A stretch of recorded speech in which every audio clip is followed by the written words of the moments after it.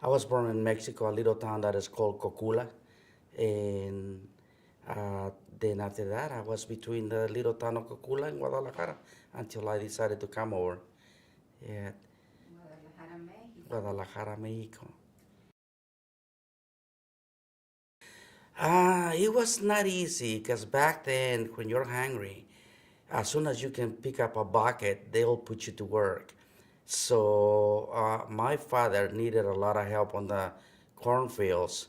So he bring us over, wake us up. Back there, you had to wake up early between 4 and 5 of the morning so you can be at the field on time before the sun comes up. And that's when you started working. Then after that, I took my time and went to school. Uh, then after school, back again. So it's a life that a lot of us uh, had to deal with in your childhood. That's because people's hungry and parents need to find a way to provide. That's the only way they know how. So that's the school that they gave us. Yeah. And when I was doing that, my grandparents who live on the city, they saw that that I wanted to go to school and educate myself. So they kind of took me over to uh, go to school with them up there. And at that time, it was a lot easier. I didn't have to work so hard. The only thing I had to do was polish shoes, sell Jello, whatever I can, so I can make enough money so I can come and visit my parents on the weekends. And then when I was able to graduate, which I was 9, which is middle school, I was able to jump classes. I asked my father if I can go continue my education on what you call over here high school. They call it after college. So he told me no, to grow corn I already knew more than enough. So that's not the life that I want to take. So I keep bugging him and asking him to let me come because my grandparents by that time they were already here on the U.S. So they keep inviting me to come over, and I keep asking my father. I said, "No, I need help on the field over here. We need to feed your brothers and sisters, so I need some help." Anyway, make the story short, at one time, one of my uncles was going to come over to the U.S., and he told me that my grandparents want me to come with him, and so I asked my grandfather from my father's side, and I asked him. I said, "My uncle's leaving this weekend, and I would like to go with him, but your son doesn't let me go." And I really want to do it. I was 11 years old at the time. So he says, "You know what? I still remember his words. I did really good on poker last night, so I make some money." So he pulled it out of his pocket and said, "Here, see how far you can go with that." Then I remember his words. I go, "What about your son? What about my father?" And his words was, "He's still my son. I can deal with him." So I didn't waste any time. At that time, I told my mother, "Okay, I got my grandfather gave me some money. Can can you give me your blessings? I'm going up there to the U.S." So I was 11 years old, and I'm really, uh, I would say I'm really blessed that I make that choice because since then has been nothing but blessings to me over here. Yeah, so uh, just one of those childhood stories. But then when I came here, it's another story. This was California, Ventura, California. I came over, like I said, I was going to be 12 years old. And to be able to get work, I had to kind of shave myself, pretend that I have mustache, and shave it off. So they thought I was a midget, just a little kid with mustache. But I just had to work. So I worked as a busboy first, dishwasher. And then at that time, I keep climbing up, being a cook helper plus a busboy. But then my grandparents work at a mushroom farm, and they asked me, "Do you want to come and work over here? We can probably, uh, ask the supervisor to hire you." So yes, I would like to try something different than being a dishwasher and a busboy. So they hired me. Unfortunately, I was so little that my legs were not able to reach to climb up those beds where the mushrooms grow and be able to pick them. I always keep my belly inside the beds to be able to reach, and they didn't like that. So that's how I start. They asked me if I want to switch jobs and start taking care of their lamps that they use, so they can see in the dark, because those rooms are dark. Those miners' lamps. That was the job that they offered me, and I did so good up there that since then I started doing electrical, and they hired me on the maintenance department to be also helping them on that part. And being on that field, that's how I met Mr. Cesar Chavez, which is I'm really grateful to the man because he didn't like a little kid like me being working full time without going to school. So he saw me there, and he offered me a chance to go to school. First, we kind of had to understand how I was going to be able to go to school and continue earning, so I can help my parents. So he came out with the word that kind of made my eyes got really big, because he said, I will pay you to go to school. I said, I'll pay you 40 hours for you to go to school. When he said that, that was a magic word. It's what I always wanted to do, educate myself.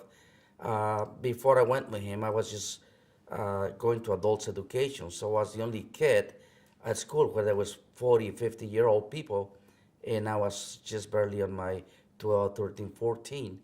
But I wanted to educate myself, so that's what I was doing until I'll say he hired me to go to school. He's got his own class on his own headquarters, and so he took me out there with other students to learn small trades like office, AutoCAD, mechanical, English as a second language. Uh, but anyway, that's how I started to know him, and uh, you probably need to know the rest right after that, right? He had a program to help kids from farm workers. So he was there to help the farm workers to improve themselves, especially their families. So he created this program uh, to bring the kids from these farm workers to go and educate themselves, give them a chance to become something more than just a farm workers. Yeah. So he had, when I was up there, altogether, I think it was 48 students. Yeah, from different parts of the country. Yeah, but all sons of farm workers. Yeah, yeah, it is something that his intentions were really good. That's why he earned my respect and do what I do because what he teach me. Yeah, so once I finished with a program, I either had to go back to work or continue helping him. So I asked him if there was anything that I can do to help him out for as a gratitude for what he had done.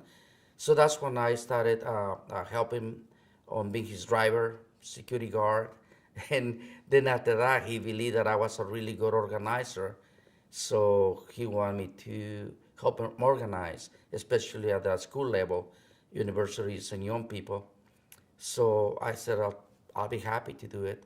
And yes, I spent about 2.5 years helping him out, which is something that I learned a lot. And especially I learned about how just a little simple things that you do to help others make a big difference. Because we did change the way that the farm workers we treated. We provide them with a contract so they can have benefits, and so the farm workers as well as the farmers had rules to follow on writing.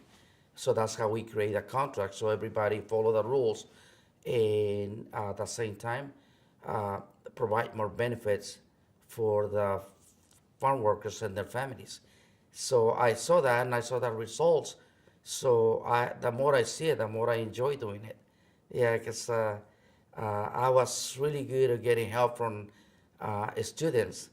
I remember one place that I was at they invite me to come and be the speaker at Duke University in North Carolina.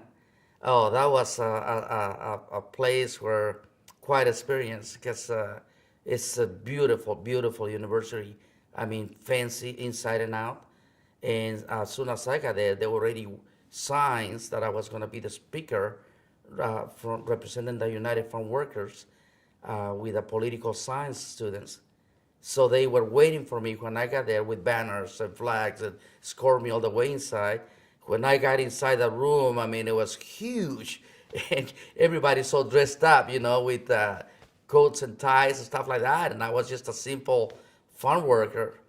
So I freeze for a while, but then once I breathe normal for a few minutes and play a little joke like saying, oh golly, never a farm worker like me seen so many people so dressed up and so elegant. And they all laugh. So right after they laugh, then I asked for if anybody would be able to help me on, translating maybe a few things that that I didn't know, because I really wasn't prepared for something like that. But yeah, there was about, I believe it was 5 students from different countries that said, we'll help you. So once they were on my side, I feel a lot more comfortable. But it was not that hard because I knew exactly the life of the farm workers. So it was easy for me to uh, educate them on how the farm workers' life was and what do we need to change their lives into something better. So it was really productive. I had a lot of help. I had 7 students that wanted to spend time with me as part of the school program. So they were full time helping me on going over to other universities. And we did have lots and lots of emails to representatives and to pass laws to protect the farm workers. So those are things that I remember. I feel really proud of it. Yeah, and that's why I do what I do right here. Because if I was able to help back then, I think we could still make a difference over here. Yeah. I was doing really good. Uh, After I stopped working for the union, that's because I got married, and my wife did not want to keep going, doing what I was doing, going from place to place, because she was a person that wanted to stay with her parents. She had a job, a good job, and she didn't want to leave that. Mr. Chavez offered me to be the lawyer of the union at the time, and I said, but it's a really good chance for me to become a really good lawyer, to represent the United Farm Workers Union. Said, you can do it, but I'm not going. You can go, and I'll just wait here. So that time, I decided to start also my own business as a handyman, and then I decided was maybe it's time that I stay here.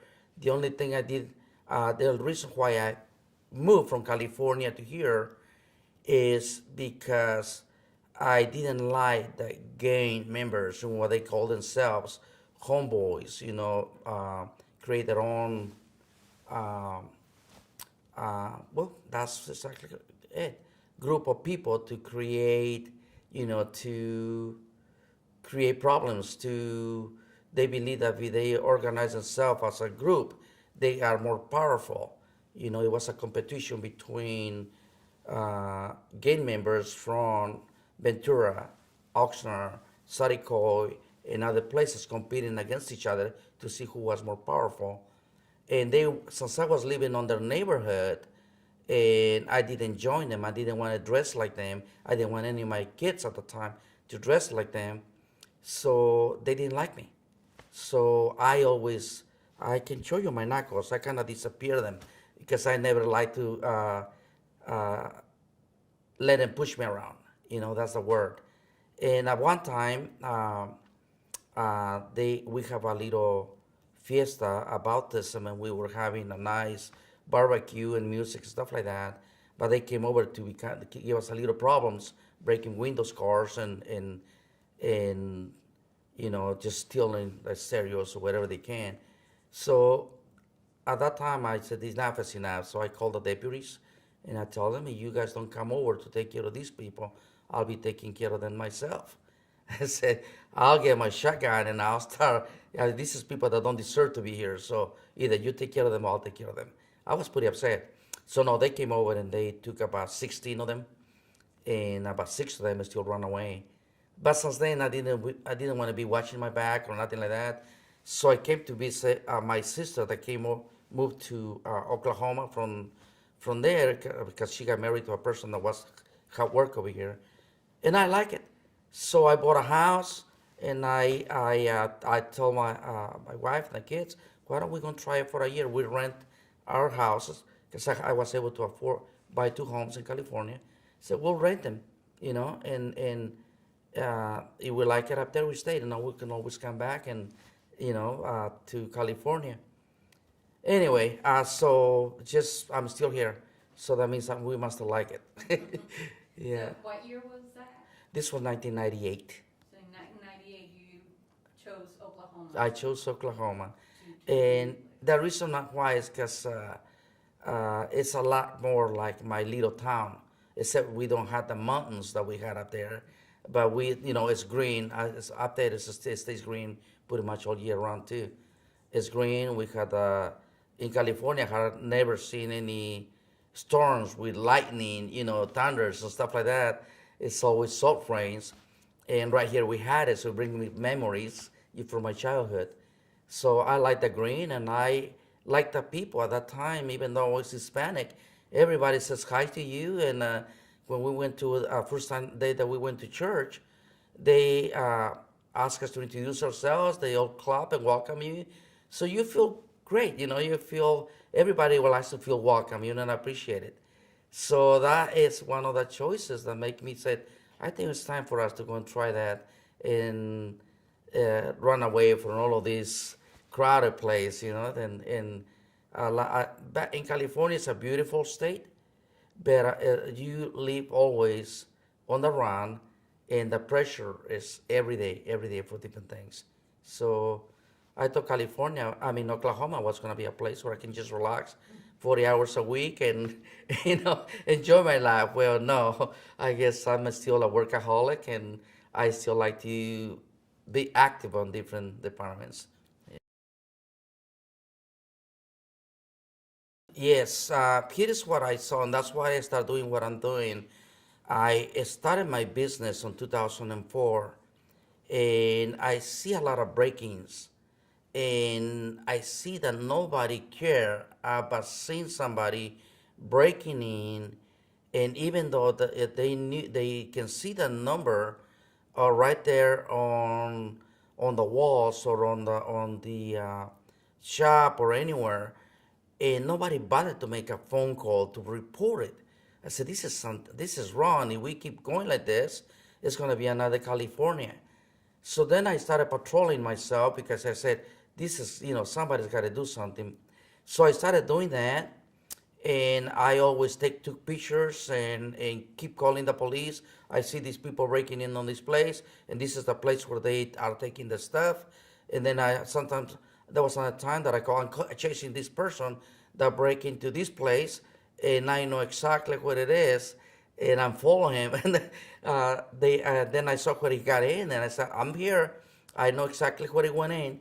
So they came over and then pulled him out, and I said, leave me 5 minutes with this person. So they did. I didn't beat him, but I made sure that he understood that we're going to be watching him, and I said, we're going to be recording you and everyone that is doing this stuff. Then crime prevention, Crime Stoppers, find out about what I was doing, and they asked me if I want to become on the board. So I joined the board of the Crime Stoppers, but then I didn't see like they were doing the outreach. Everything they did, it was just from their office. No communicating with the community to make them part of it.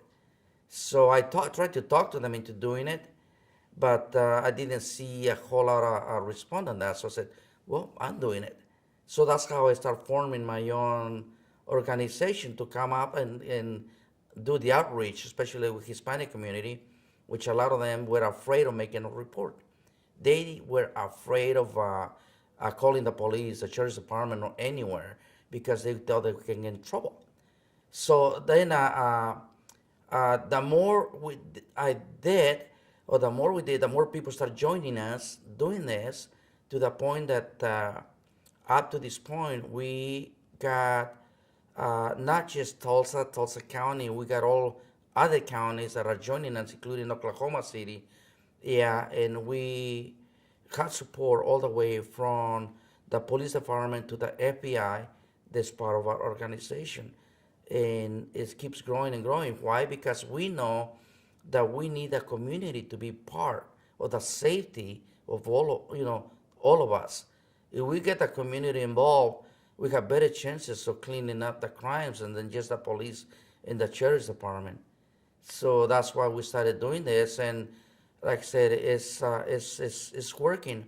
It's working to the point that even other countries like Mexico are reaching out to us to see how we do it. So they said, "If we're doing it right here," they said it's important to do it in other countries and other states too, not just the state of Oklahoma. So it's working, and uh, I believe that if we keep promoting it and getting more of the community involved on being our own policemen, take care of each other, take care of our neighbors. You know, like when you leave, make sure that your neighbor is keeping an eye on your property. That will definitely create a big difference. And if you know that one of your neighbors is not doing what they're supposed to, you don't want them there because it's going to create problems. And it's not just going to be waiting for you to leave so they can break in, but also is the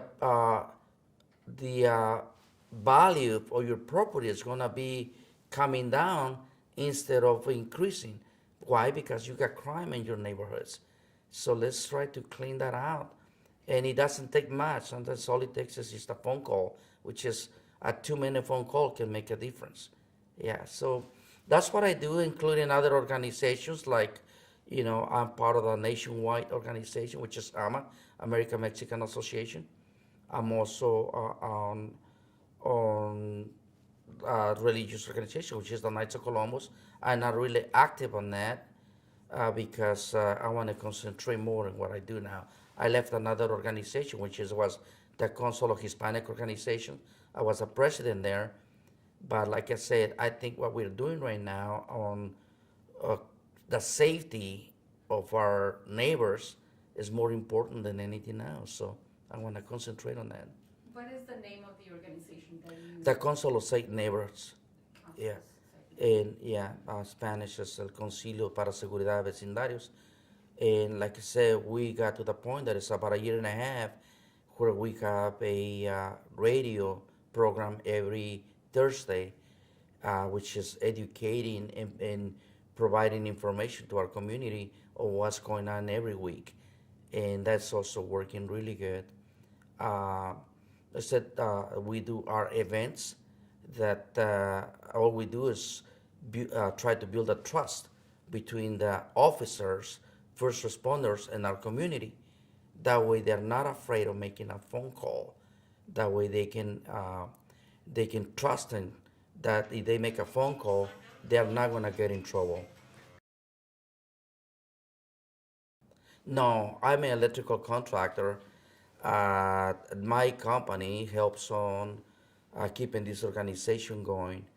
I started in 2004 right here in Oklahoma, and I've been teaching, especially people that needs just a chance. I'll give them a chance to learn that trade of being an electrician.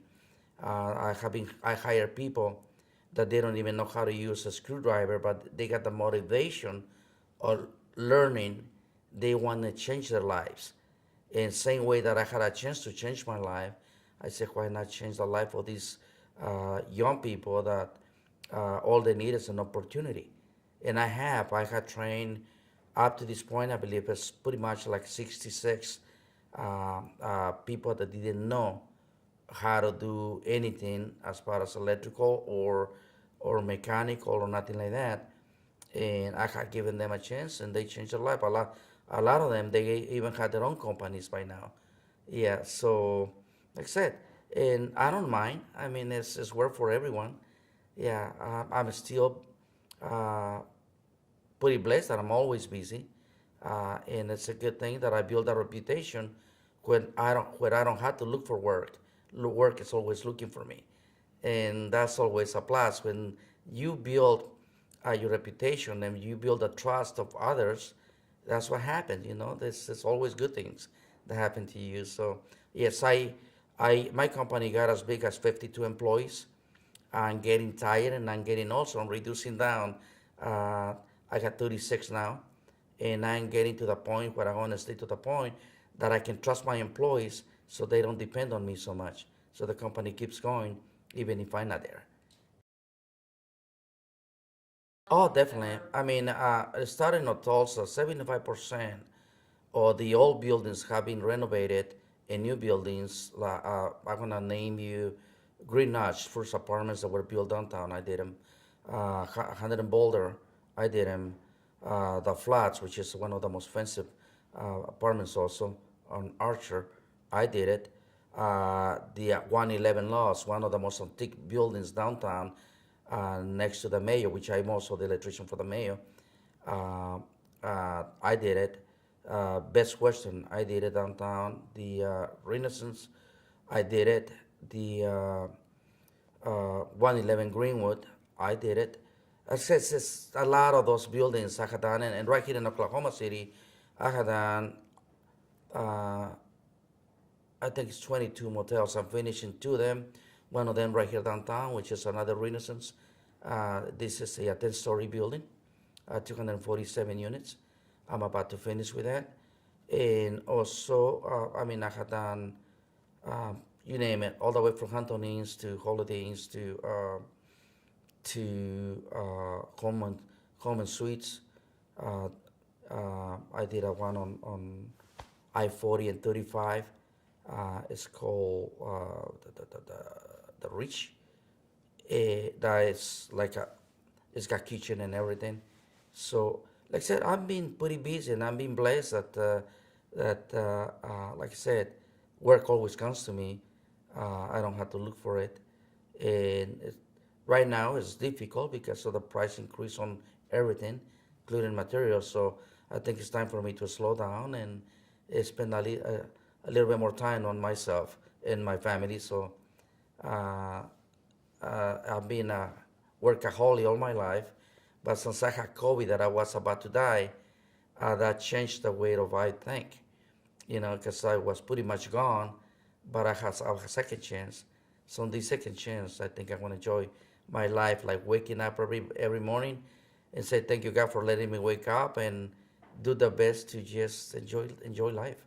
Yeah, because I had a really good experience that everything I worked for, it was gonna be, I didn't have a chance to enjoy any of it.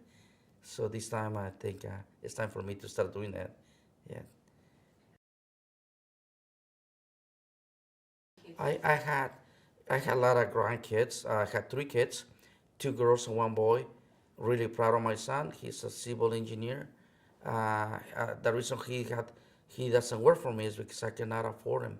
He makes a lot more than I can afford. So yeah, I'm really proud to say that his last bonus was about $400,000. So he's a lot smarter than I am, but he's thankful that I teach him. Every time he gets a promotion, he calls me just to thank me. And I think a lot of us as parents, that's the best feeling you can have. So I think every one of us needs to concentrate in educating our kids so they can have a better life. And it's always good when they tell you that they just bought a brand new house, that that they just have a bonus, that they have increase in salary. I mean, those are good feelings because we all want our kids to do better than we did. So that's part of what I do too. Also, try to take those kids away from the streets and helping concentrate on the school, making see the difference between being a criminal or being somebody that your parents can be proud of. So I believe it's not, you don't have to be a scientist or a genius to know the difference between a criminal and somebody that is doing really good on their life. You know, so something that we had to know is uh, that those that chose the easy life of making the fast money is not gonna last long because you didn't earn it. You know, pretty soon somebody's gonna catch you and everything that you enjoy, you're gonna suffer the consequences after that, because life is gonna change totally. So why, you know, why do something that you know is not gonna take you anywhere? Maybe for a week or two, maybe you're lucky for a month. What happens after that? So that's what we need to do. And like I said, it takes every one of us to do what a little bit that you know is gonna make a difference to other people. Doesn't take much. All it takes is just a little bit of our time, and a little bit of your knowledge will make a difference, and you will see how fast it will make a difference. So that's probably my invitation. If I'm able to do it, when other people can do the same thing. What I saw that Mr. Chavez did, in the changes and the difference that he made on the life of the farm workers that they used to have, to the life that they had after they had a contract, or after the law changes, the changes that he made. I saw the big difference on the way of living, and I see the improvements on that. Just like he tried to educate the sons of the farm workers, since my own father didn't give me a chance, but he did. So I encourage every parent, don't do that.